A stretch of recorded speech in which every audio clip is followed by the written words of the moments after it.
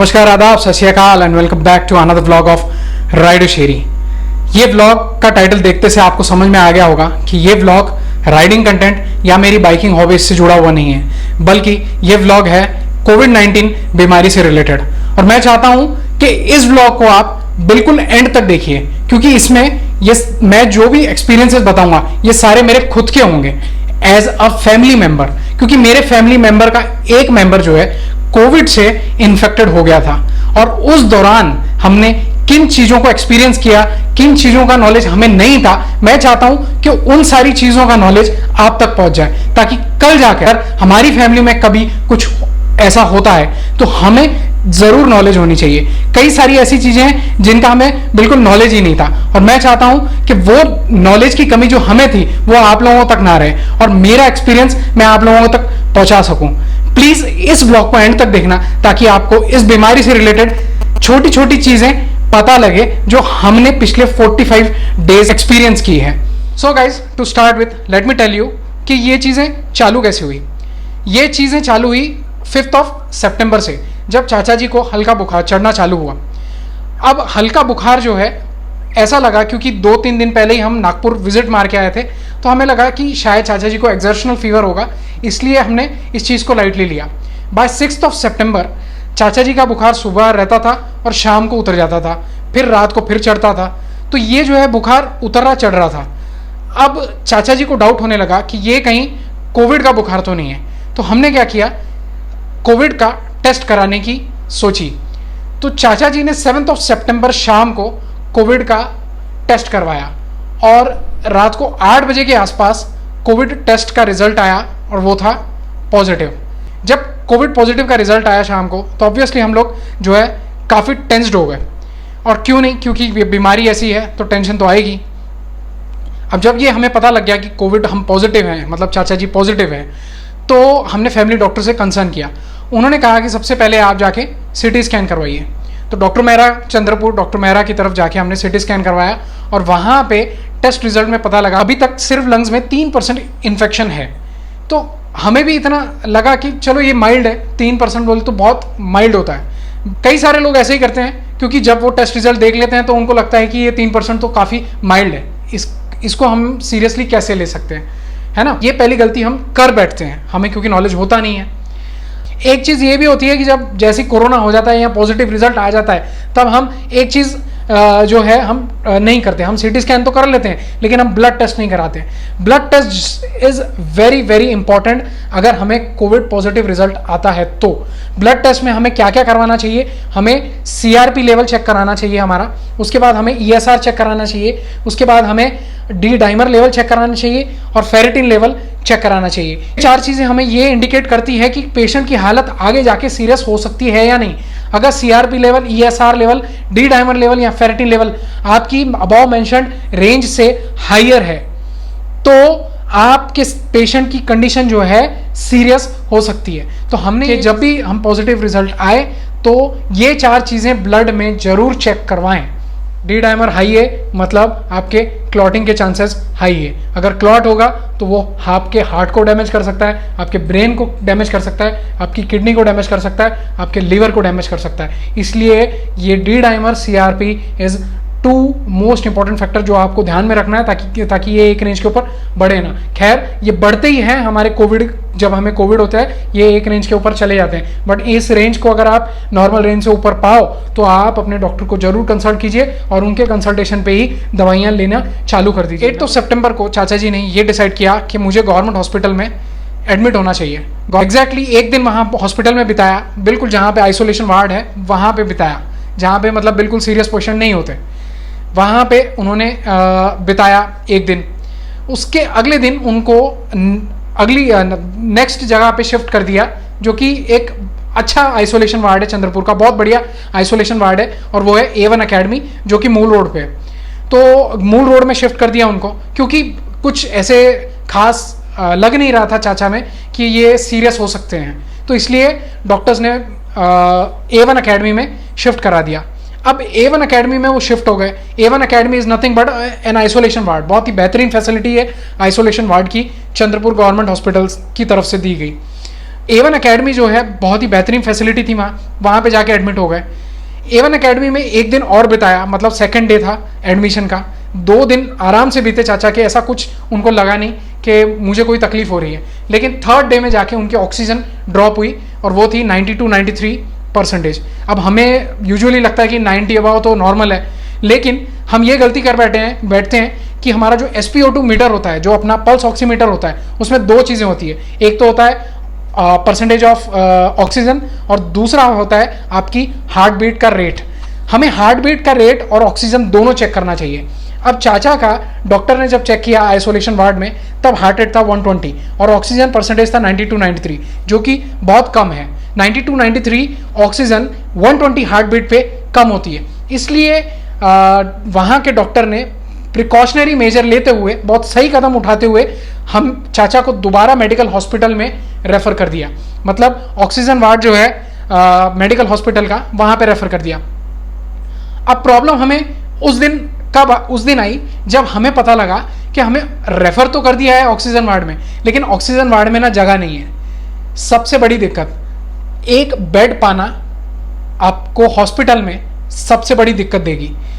और ये 1.5 महीने पहले की बातें हैं, ठीक है, मतलब 45 डेज पहले की। चंद्रपुर का हाल 45 डेज पहले क्या था मैं आपको बताता हूँ। ऑक्सीजन वार्ड में भी हमें ऑलमोस्ट 1 घंटा ऑक्सीजन वार्ड के सामने एम्बुलेंस के अंदर ही वेट करना पड़ा था, क्योंकि ऑक्सीजन बेड खाली नहीं था। ये ऑलमोस्ट 1 घंटे बाद ऑक्सीजन का एक बेड बड़ी मुश्किल से हमें मिल पाया। तब तक चाचा जो है गवर्नमेंट हॉस्पिटल के सामने एम्बुलेंस में ही बैठे रहे। मतलब एक बेड पाने के लिए हमको 1 घंटा इंतजार करना पड़ा ऑक्सीजन वार्ड के सामने। तो जैसे ही जैसे तैसे हमें ऑक्सीजन वार्ड में मिल गई एक जगह। अब ऑक्सीजन वार्ड में 3 दिन बिताए उन्होंने, और 3 दिन बिताने के बाद उनको लंग्स में भारीपन महसूस होने लग गया। अब आपको एक चीज़ और बताता हूँ, मुझे लगता है कि हम हॉस्पिटल में एडमिट हो गए, सब डॉक्टरों के भरोसे छोड़ देते हैं, लेकिन डॉक्टर भी तो एक इंसान है, उससे भी तो गलतियाँ हो सकती है ना। तो डॉक्टर से एक छोटी सी गलती हो गई, और वो थी इंजेक्शन सही टाइम पे ना मिल पाना। क्योंकि इंजेक्शन जो है सही टाइम पे नहीं मिल पाया, जो रेमडेसिविर का इंजेक्शन होता है, जो देना पड़ता है जब भी आपको लंग्स में हैवीपन महसूस हो, जैसे ही ऑक्सीजन आपकी ड्रॉप होती है तो आपको रेमडेसिविर का इंजेक्शन इज मस्ट। तो वहाँ पे इतने सारे पेशेंट होते हैं, इतने सारी चीज़ें होती है कि डॉक्टर्स के पास इतना समय नहीं होता कि एक पर्टिकुलर पेशेंट को वो देख पाएँ, एक पर्टिकुलर पेशेंट पे फोकस कर पाएँ। तो जो चीज़ें 3% थी हमारी, वो धीरे धीरे सीरियस होने लग गई। तो अब ऐसा हुआ कि 3 दिन उन्होंने ऑक्सीजन वार्ड में बिताया, मतलब ऑलमोस्ट 5 दिन हो गए हमें भर्ती होके, और 6th डे पे हमको जो है, हम मेरे चाचा जी को लंग्स में हैवीपन महसूस होने लगा, और क्योंकि हैवीपन महसूस होने लगा तो उनको ICU की ज़रूरत पड़ी। अब ऑक्सीजन वार्ड में जब हमें बेड नहीं मिल पा रहा था, तो ICU वार्ड में हमें बेड कैसे मिल पाता। तो आप समझ रहे हो कि बेड की कमी हमारे पास कितनी ज़्यादा है इस वक्त, इस पेंडेमिक में। तो ICU में जैसे तैसे हमने बोल बाल के, इधर उधर बोल बाल के, बड़ी मुश्किल से प्रेशराइज कर के बेड दिलवा दिया। ICU में शिफ्ट हो गए 6th डे पे, और जैसे ही ICU में गए, डॉक्टर्स ने वहाँ पे फोकस करना चालू किया। उन्होंने देखा कि चाचा की तबीयत जो है, ऑक्सीजन जो है 90 बिलो जा रहा है विदाउट ऑक्सीजन मास्क। तो अब जब चेस्ट में जकड़न महसूस होने लग गई, तो ICU में शिफ्ट होते से ही रेमडेसिविर का इंजेक्शन उन्होंने देना चालू किया। रेमडेसिविर का जो इंजेक्शन है उसका 6 दिन का डोज होता है, ठीक है, और वो बहुत इंपॉर्टेंट होता है सही टाइम पे लगना। अगर सही टाइम पे ना लगे तो वो इंजेक्शन उतना कारगर साबित नहीं हो पाता जितना कारगर वो हो सकता था। और दूसरी बात ये भी थी कि चाचा जो थे डायबिटिक पेशेंट थे और हार्ट पेशेंट थे। अब रेमडेसिविर का इंजेक्शन तो मिल गया, लेकिन क्योंकि वो डायबिटिक पेशेंट थे तो इसलिए उनकी प्रोग्रेस बहुत स्लो हुई। और एक गलती डॉक्टर से ये भी हुई, जब उनको पता था, हमने सारी इंफॉर्मेशन दी हुई थी डॉक्टरों को कि ये हार्ट पेशेंट है, ये डायबिटिक पेशेंट है, तो उनकी डायबिटीज़ ज़रूर चेक होनी चाहिए थी जैसे ही वो ICU वार्ड में शिफ्ट हुए। सबसे हमारी दूसरी गलती, जो कि हमको क्योंकि नॉलेज नहीं था, जैसे ही हमें रेमडेसिविर का इंजेक्शन मिलता है ना, और दूसरे एंटीबैक्टीरियल इंजेक्शंस, एंटीवायरल इंजेक्शंस जब हमें मिलने चालू होते हैं, तो हमारी जो ब्लड शुगर लेवल है वो बहुत हाई हो जाता है। तो वो जो शुगर लेवल है डॉक्टर्स ने चेक नहीं की, आईसीयू में, आईसीयू के भीतर वो चेक नहीं हो पाई डॉक्टर से, और हमें भी नॉलेज नहीं था। अगर हमें नॉलेज होता तो हम जो है ज़रूर डॉक्टर्स को कहते कि नहीं उनकी ब्लड शुगर चेक कीजिए। अब हमें ही नहीं पता तो हम कैसे डॉक्टर्स को सजेस्ट करें। लेकिन एक डॉक्टर के नाते डॉक्टर को पता होना चाहिए कि जैसे इंजेक्शन लगते हैं तो ब्लड शुगर लेवल बहुत बढ़ता है, और खासकर डायबिटिक पेशेंट का बहुत ज़्यादा बढ़ जाता है। मैं आपको बताता हूं, हमने 12 रातें काटी आईसीयू के सामने, 12 रातें मैंने कार के अंदर सोकर काटी, जस्ट बिकॉज उनका ध्यान रखने के लिए। हम लोग बाहर आईसीयू में जो है हमें इंफॉर्मेशन कुछ नहीं मिल पाती थी, सिर्फ डॉक्टर बाहर आके ये बोलते थे कि उनकी तबीयत ठीक है, ऑक्सीजन लेवल इतना है, हमने इंजेक्शन दे दिए।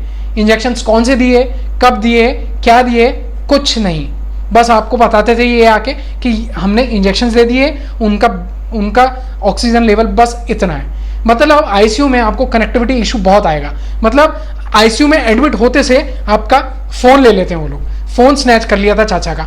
एक बात बताइए, एक डायबिटिक पेशेंट, एक हार्ट पेशेंट आईसीयू में एडमिट है और उनका फोन अगर स्नैच कर ले तो फिर कैसा होगा। गवर्नमेंट हॉस्पिटल चंद्रपुर की ये बहुत बड़ी गलत चीज़ है जो आईसीयू के अंदर वो पेशेंट्स को फ़ोन अलाउ नहीं करते। ठीक है, मैं मानता हूँ कुछ चीज़ें होती है, जैसे मशीनें लगी होती है तो फोन्स के रेडिएशन की वजह से वो लोग अलाउ नहीं करते, लेकिन स्टिल एक छोटा सा फ़ोन तो अलाउ करना चाहिए अंदर, क्योंकि पेशेंट जो है कैसे कनेक्ट रहेगा, अगर अंदर कुछ दिक्कत होगी तो वो अपने फैमिली मेम्बर को कैसे इन्फॉर्म करेगा। वो चीज़ें जो है गवर्नमेंट हॉस्पिटल के डॉक्टरों की गलती, मतलब कनेक्टिविटी ना होने की वजह से हमको वो चीज़ बहुत इशू फेस हुआ। तो अगर सही समय पे उनका शुगर लेवल चेक होता, सही समय पे इंसुलिन मिलती, तो उनका जो है हालत इतनी ख़राब नहीं होती। 17th डे, मतलब हमारा एडमिट होने के 17th, चाचा जी एडमिट होने के 17th डे पे हमें पता लग रहा है कि उनकी शुगर लेवल है 535। मतलब 535 शुगर लेवल इस एक्सट्रीम लेवल पे होती है 535 शुगर, मतलब। और इतनी अगर शुगर बढ़ी होगी तो आपके अंदर दवाइयों का असर बहुत स्लो होगा। तो ये एक बहुत बड़ी चीज़ होती है। आप सबने भी ये चीज़ ध्यान रखनी है कि अगर किसी को इंजेक्शंस लग रहे हैं और वो डायबिटिक पेशेंट है, अगर डायबिटिक नॉन डायबिटिक भी है, तो उसकी शुगर लेवल बहुत एक्सीड हो जाती है। तो आपको ये चीज़ का ध्यान रखना है कि शुगर लेवल जो है आपको बिल्कुल सही समय पे चेक करती रहनी है। अगर डॉक्टर्स नहीं चेक कर रहे तो आप उनका फॉलोअप लीजिए और उनको कहिए कि नहीं, ब्लड शुगर जो है आप चेक कीजिए उनकी। अगर उनकी ब्लड शुगर सही रहेगी पेशेंट की, तो उनकी रिकवरी फास्ट होगी। तो एक चीज़ और आप लोगों के साथ शेयर करना चाहता हूँ गाइस, जब हमें इंसुलिन रात को लगती है तो रात को जो है हमारा शुगर लेवल डाउन होने लगता है। जब शुगर लेवल डाउन होता है तो हमें उस शुगर लेवल डाउनफॉल का भी ध्यान रखना पड़ेगा, क्योंकि अगर शुगर लेवल एक लिमिट के नीचे डाउन हो जाए तो हमें डिजीनेस सी फील होती है। एक इंसिडेंट आप लोगों के साथ शेयर करना चाहता हूँ। चाचा जी को इंसुलिन रात को लगा और रात को 2-2:30 बजे जब उनकी नींद खुली तो वो टॉयलेट के लिए गए। टॉयलेट में उनको डिजीनेस सी फील हुई, उनको चक्कर से आने लग गए और उनको इस चीज़ का अंदाज़ा हो गया कि मुझे रात को जो इंसुलिन मिली थी उसकी वजह से मेरी शुगर लेवल बहुत ज़्यादा डाउन हो गई है।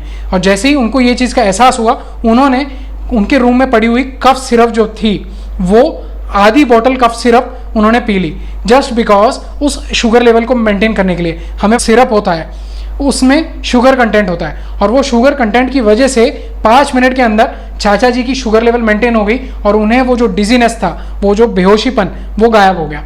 मतलब इंसुलिन लगना तो अच्छी बात है, लेकिन लगने के बाद अगर शुगर लेवल ड्रॉप हो तो वो बुरा भी होता है। तो इन छोटी छोटी चीज़ों का हमें ध्यान रखना है, इंसुलिन अगर सही टाइम पे हमें मिल रहा हो तो भी।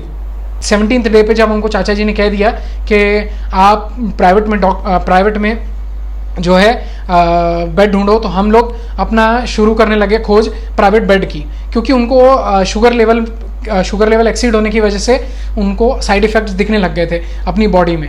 इसलिए उन्होंने कहा कि मुझे यहाँ से निकालो, क्योंकि वहाँ पे उतना ध्यान नहीं दे पा रहे थे डॉक्टर्स जितना ध्यान देना चाहिए था। और उसमें मैं कहता हूँ गलती तो थी डॉक्टर की, लेकिन गलती हमारे गवर्नमेंट की भी है, क्योंकि हमारे पास मेडिकल स्टाफ की बहुत ज़्यादा कमी है। इवन जो डॉक्टर्स है वो खुद गवर्नमेंट हॉस्पिटल के जो डॉक्टर्स है वो खुद इन्फेक्ट हो जा रहे थे कोविड से। मतलब मेरे सामने की बात है, 2 या 3 डॉक्टर्स तो खुद इन्फेक्ट हो चुके थे कोविड से। तो हमें जो है हमारे हेल्थ फैसिलिटीज़ जो है इंडिया की वो बहुत बुरी है और हमारे पास मेडिकल स्टाफ की बहुत ज़्यादा कमी है। मैं तो हाथ जोड़ता हूँ और बहुत बहुत थैंक यू बोलता हूँ उन सिस्टर्स का, उन डॉक्टर्स का जिन्होंने गवर्नमेंट हॉस्पिटल में ट्रीटमेंट दी। ठीक है, मैं ये नहीं कहता कि ट्रीटमेंट गलत हुआ, चीज़ें मिली, लेकिन उन सारी चीज़ों में मिलने का समय सही नहीं था। अगर इंजेक्शन सही टाइम पे मिले होते, जब हम ऑक्सीजन वार्ड में शिफ्ट हुए होते, तब अगर इंजेक्शन मिले होते तो शायद प्रोग्रेस बहुत ज़्यादा होती। मतलब 17 दिन बिताने के बाद भी हमारी जो चाचा जी की ऑक्सीजन थी वो ड्रॉप हो रही थी 85-84 पे। फिर हमने प्राइवेट में जो है इंस्टीट्यूट प्राइवेट के डॉक्टर्स में तहकीकात करनी शुरू की और हमें बड़ी मुश्किल से एक ऑक्सीजन बेड जो है हमें डॉक्टर बेंदले जी के यहाँ मिल गया। अब जैसे ही हमने शिफ्ट किया वहाँ पे तो डॉक्टर बेंदले जी ने बहुत बेहतरीन तरीके से जो है ट्रीटमेंट शुरू किया। हमारा सिटी स्कैन जब 17 डे के बाद सिटी स्कैन चाचा जी का हुआ तब उनके लंग्स इन्फेक्टेड थे। ऑलमोस्ट 70-80% लंग्स इन्वॉल्व हो चुके थे उस बीमारी में। मतलब 70-80% is a serious Covid patient. तो चाचा जी जो थे वो सीरियस कोविड पेशेंट बन चुके थे 17th डे पे। 3rd डे पे हमने जो सिटी स्कैन करवाया था उसमें सिर्फ 3% था। वो 17 डे में मतलब 15 दिनों में ऑलमोस्ट 80% लंग्स इन्वॉल्व हो चुके थे चाचा जी के, और चाचा ji from a mild patient to serious patient convert हो चुके थे।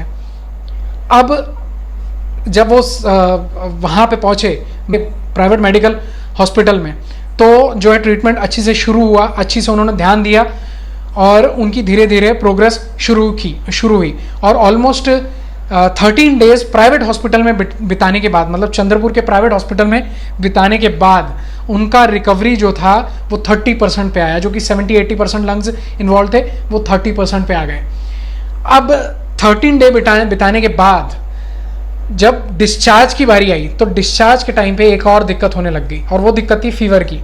पिछले 3 दिन से चाचा जी को जो है फीवर चढ़ रहा था, उतर रहा था, और वो था फीवर ठंड के साथ। और जब भी अगर आपको ठंड के साथ फीवर लग रहा है तो उसके 3 ही कारण हो सकते हैं। एक होता मलेरिया, या आपको हुआ होगा फलेरिया, या आपको यूरिनरी ट्रैक इन्फेक्शन हुआ हो। अगर आपको यूरिनरी ट्रैक इन्फेक्शन है तो आपको ठंड लग के फीवर चढ़ेगा। और 3 रातों से चाचा को ठंड लग रही थी और फीवर चढ़ रहा था, और वो फीवर हाई ग्रेड फीवर था जो कि 103 के आसपास। मैक्सिमम लेवल 103 जा रहा था और मिनिमम लेवल 98-97 रह रहा था फीवर का। तो फीवर जब 3 दिन होने लग गया तो हमें डॉक्टर बेंदले जी ने रेफ़र किया नागपुर में। 3 दिन उन्होंने यूरिनरी ट्रैक इन्फेक्शन का भी इंजेक्शंस दिए, लेकिन वो उन इंजेक्शन से भी जो है कंट्रोल में फीवर नहीं आ रहा था। तो उन्होंने हमें प्रिकॉशनरी मेजर के लिए हमें रेफ़र किया नागपुर, ताकि हम नागपुर जाके हम अपना चेकअप कराएं। ताकि उनको ये डाउट था कि चाचा जी को जो है कोरोना री इन्फेक्शन तो नहीं हो रहा, क्योंकि अगर यूरिनरी ट्रैक इन्फेक्शन होता तो वो 3 दिन में ख़त्म हो गया होता। तो इसलिए जो है हमें नागपुर रेफ़र किया। अब नागपुर जैसे ही हमें रेफ़र किया तो हमने जो किंग्सवे हॉस्पिटल है हम सीधे वहाँ पहुँचे किंग्सवे हॉस्पिटल में। और किंग्सवे हॉस्पिटल नागपुर पहुँचते से हमारा इलाज जो है शुरू हुआ। और किंग्सवे हॉस्पिटल ने भी हमें बहुत बेहतरीन ट्रीटमेंट दिया। किंग्सवे हॉस्पिटल में 5 दिन चाचा जी ने बिताए और उनका कंप्लीट चेकअप हुआ, फीवर से रिलेटेड और दूसरी चीज़ों से भी रिलेटेड। उन्होंने अच्छे से मॉनिटर किया कि क्या चल रहा है और कैसी प्रोग्रेस है। और 5 दिनों में उनकी प्रोग्रेस इतनी अच्छी हो गई थी कि वो डिस्चार्ज के लायक हो गए थे। अब पिछले 8 दिनों से चाचा जी जो है डिस्चार्ज होके घर पे आ चुके हैं, और आज जो है उनका ब्लड टेस्ट दोबारा हुआ और उसकी रिपोर्ट्स जो आई है वो सारी नॉर्मल आई है। तो ऑलमोस्ट ये 45 डेज़ की जर्नी थी जिसमें हमने काफ़ी सारी चीज़ें ऐसी देखी जो हमें पता होनी चाहिए थी। अब मैं आपको एक चीज़ और बताता हूँ कि गवर्नमेंट हॉस्पिटल चंद्रपुर के प्रोज क्या है और कॉन्स क्या है। पहले मैं आपको प्रोज बताऊँगा। देखिए, सबसे पहली तो चीज़ है कि वहाँ पे आपको ट्रीटमेंट सारा मिलेगा। ये जो अफवाहें हैं कि गवर्नमेंट हॉस्पिटल चंद्रपुर में ट्रीटमेंट नहीं मिलता, ये बिल्कुल गलत है। उसके बाद अच्छी चीज़ ये है गवर्नमेंट हॉस्पिटल की, जो उन्होंने आइसोलेशन वार्ड्स बनाए हैं वो बहुत बेहतरीन है। मतलब वहाँ पे आपको केयर मिलेगा और नीट एंड क्लीन है। ऐसा नहीं है कि गवर्नमेंट है तो नीट एंड क्लीन नहीं है। Neat and clean isolation ward जो है उनके अच्छे हैं, साफ सुथरे हैं, मतलब इतने बेकार नहीं है जितने गवर्नमेंट हॉस्पिटल्स के होते हैं। चंद्रपुर गवर्नमेंट हॉस्पिटल की बात कर रहा हूँ, उनके आइसोलेशन वार्ड जो है अच्छे हैं, लेकिन आपको थोड़ा केयर कम मिलेगा। अब गवर्नमेंट हॉस्पिटल की अच्छी बात यह भी है कि वहां पे वेंटिलेटर्स मौजूद हैं। वेंटिलेटर्स आर 43 वेंटिलेटर्स के आसपास, अगर मैं गलत नहीं हूं तो 43 वेंटिलेटर्स गवर्नमेंट हॉस्पिटल चंद्रपुर में प्रेजेंट है, जो कि हाईएस्ट इन चंद्रपुर डिस्ट्रिक्ट है। मतलब इतने वेंटिलेटर्स किसी प्राइवेट हॉस्पिटल के पास भी नहीं है। तो गवर्नमेंट हॉस्पिटल में आपको सुविधाएं सारी मिल जाएगी, वहां पे आपको ट्रीटमेंट भी मिल जाएगा। लेकिन अब मैं बताता हूं आपको कॉन्स ये है कि ट्रीटमेंट आपको सही सारी चीजों का मिलेगा, लेकिन आपको टाइमली ट्रीटमेंट नहीं मिलेगा। मतलब वहां पे टाइमली जो आपको टाइमली चीजें मिलनी चाहिए, जैसे 92 93 ऑक्सीजन जब ड्रॉप हो रहा था, तभी अगर उनको, मेरे चाचा जी को इंजेक्शन रेमडेसिविर के इंजेक्शन मिलने चालू होते तो उनकी जो है तबीयत बहुत अच्छी जल्दी हो जाती, लेकिन वो टाइमली ट्रीटमेंट नहीं मिला इसकी वजह से। अब क्योंकि बेड्स की वहां कमी है, इसलिए वहां पे बेड्स अरेंज करा पाना is another very very big task. मतलब वहां पे बेड्स बहुत आपको दिक्कत देंगे। इसके बाद बुरी चीज़ ये है कि वहाँ पे मेडिकल स्टाफ की बहुत कमी है। मैं तो ये कहता हूँ गवर्नमेंट से, हमको कोई मंदिर नहीं चाहिए, कोई मस्जिद नहीं चाहिए, कोई गुरुद्वारा नहीं चाहिए, हमें कोई मूर्तियाँ नहीं चाहिए। चौक्स पे जो मूर्तियाँ खड़ी कर देते हैं बड़ी बड़ी, यहाँ हमारे स्टेट में बड़ी बड़ी मूर्तियाँ बना देते हैं। मैं ये गवर्नमेंट कहना चाहता हूँ कि हमें ये सब चीज़ें नहीं चाहिए। हमें चाहिए बेहतरीन स्कूल कॉलेजेस और बेहतरीन हॉस्पिटल्स, ताकि हम लोगों को लिटरेट कर सकें और हम लोगों को अच्छी सुविधा दे सकें, मेडिकल ट्रीटमेंट हम अच्छा दे सकें। इसके मेडिकल कॉलेजेस में सीटें बढ़ाई जाए, उसके बाद government medical school and colleges construct किए जाएं, उसके बाद मेडिकल फैसिलिटीज इंप्रूव की जाए। हमारी मेडिकल फैसिलिटीज बहुत कमजोर है। इसके बाद मैं ये भी कहना चाहता हूं कि गवर्नमेंट को जो भी हॉस्पिटल्स हैं उन पे उनकी जो फी स्ट्रक्चर है उस पे भी कंट्रोल लाना चाहिए, एक लिमिट हो किसी भी ट्रीटमेंट की। तो मैं ये चाहता हूँ, ये व्लॉग के एंड में मैं उन लोगों का धन्यवाद करना चाहता हूँ जिन्होंने हमारी बहुत ज़्यादा हेल्प की। सबसे पहले मैं शुरू करूँगा हरीश शर्मा जी से, जो कि प्रेसिडेंट बल्लारपुर नगर परिषद के। उन्होंने हमारी बहुत हेल्प की। इसके अलावा डॉक्टर कलूरवार जी, डॉक्टर पुरी, डॉक्टर बेंदले जी, डॉक्टर झाड़े जी, हर्षवर्धन बोरा जो कि नागपुर के किंग्सवे हॉस्पिटल में, इसके अलावा डॉक्टर खेतान जी जो कि डायरेक्टर है किंग्सवे के। इन सब लोगों ने हमारी बहुत हेल्प की। इसके अलावा लक्की कलसी, इन्होंने हमारी हर कदम पे हमारे साथ रहे और हमारी पूरी हेल्प की इस पर्टिकुलर पेंडेमिक में। इसके अलावा हमारी शंकर भैया और अभिजीत सर ने बहुत हेल्प की है, जो कि गवर्नमेंट हॉस्पिटल में काम करते हैं। बस ये कहना चाहता हूँ कि हम कोविड को बहुत छोटी बीमारी मानते हैं। हमें लगता है कि ये सर्दी जुकाम या बुखार से ज़्यादा नहीं होगी, लेकिन ये बीमारी जिन बंदों को इन्फेक्ट करती है, जिन फैमिलीज़ को इन्फेक्ट करती है, जिन पे बीतती है, उन्हीं को पता है इस बीमारी का। This guys I am ending up with my blog, और मैं आप लोगों को हाथ जोड़ के इस चीज़ की बेनती करता हूँ कि आप लोग इस मास्क का जरूर यूज़ कीजिए, हैंड सैनिटाइजर का भरपूर उपयोग कीजिए, ताकि आप इस जंग से जीत पाएं। Thank you guys for watching my blog. Take care, अलविदा एंड खुदा हाफिज।